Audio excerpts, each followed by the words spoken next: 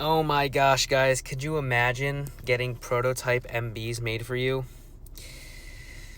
I can. It's not going to happen, but I can. This is just 6 different prototype Callaway MBs that were made for different players and different markets. Those are from Japan, so let's run through them because they're all very unique. Starting with a pretty insane custom project that Callaway did for Maverick McNeely. These custom MBs were based off of the Nike VR Pro blades. At address, 2 things you're going to notice immediately is the offset kind of sticks out like a sore thumb. Not really my thing, but aside from that, you have a pretty long blade length. Combine that longer blade length with the fact that you can see the actual shape of the muscle pulls a little bit more weight toe side. And these 2 elements add up to pull weight away from the heel and closer to the center of the face with the goal of slowing the rate of rotation. From there, you're going to notice 16 grooves on these irons, which is the exact same as the VR Pros and is a lot more than you typically see on most modern blades. These are the 2024 Apex MBs. Those have 12 grooves. One more unique thing he did, which is not on the Nike VR Pros, is the fact that he has a leading edge grind on these. As you can see, there's none on the Nikes. Next up, you have the blade that everybody drools over, but frankly, I don't really understand why. It is the Apex MB that was forged by Miura. Like, don't get me wrong, I'm sure it feels nice, and I guess it's cool that it's forged by Miura, but there is literally nothing unique to this. Even the address shape, like, it looks good, but there's still a little bit of offset. I mean, I just don't really get it. Now, these are pretty wild. Completely unbranded, one-of-one prototypes of the 2020 Apex MBs that were made for JJ Spawn. Now, the address shape on these is okay. I really like the top line thinness. I think that looks great, but there's a lot more offset than I would want, and as you can see, it's kind of goosenecky. It sticks out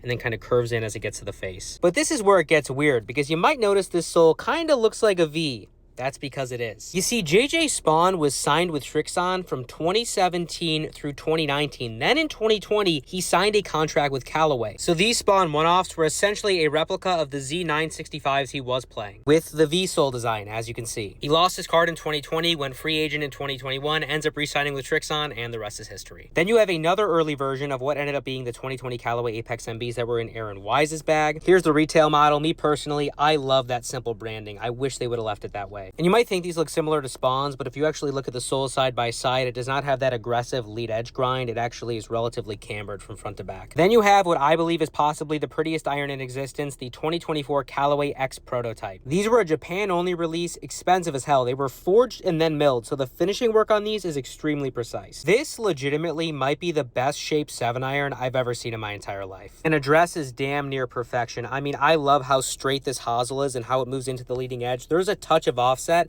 but it just doesn't look it. And of course, he's also had one of the most practical blade sole designs in existence, the triple cut sole. And this leads us into what is very likely going to be the 2026 Callaway Apex MB. Very limited branding, which is great. We'll have to see how the offset ends up playing out at retail, but it doesn't look too bad at all, and the overall shape's really proportionate. And you've also got that triple cut sole. I cannot wait for these.